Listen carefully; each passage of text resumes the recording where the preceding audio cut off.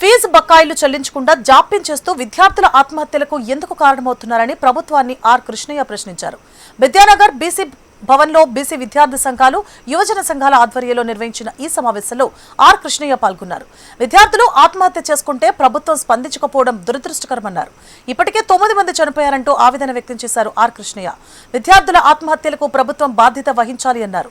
Fee reimbursement పథకాన్ని ఎత్తివేసే కుట్ర జరుగుతోందన్నారు. ఫీజు రియంబర్స్మెంట్ బకాయిలను వెంటనే చెల్లించాలని డిమాండ్ చేశారు.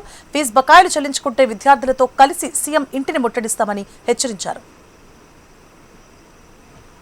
ఈ రోజు రాష్ట్రంలో ఇప్పటికి 8 మంది చచ్చిపోయారు. తాజాగా మొన్న శ్రీ హిందూ కాలేజీ విద్యార్థి ప్రణీత్ కుమార్ బీటెక్ 2వ సంవత్సరం విద్యార్థి 3వ సంవత్సరం విద్యార్థి ఆత్మహత్య చేసుకున్నాడు.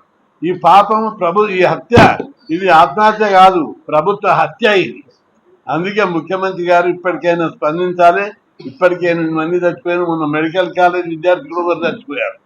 అట్లా రోజుకొకటి చచ్చిపోతుంది. అయినా ఈ ప్రభుత్వం దిగి రావడం లేదు.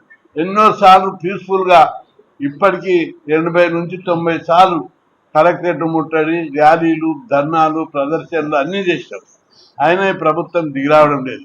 ఇక ముందు రాష్ట్రంలో కలెక్టరేట్లు ముట్టడి, ఎంఆర్ఓలు, ఆర్డీఓలు ముట్టడి కాదు, వాళ్ళు వీళ్ళంతా కలిసి దోసుకొని తింటారు.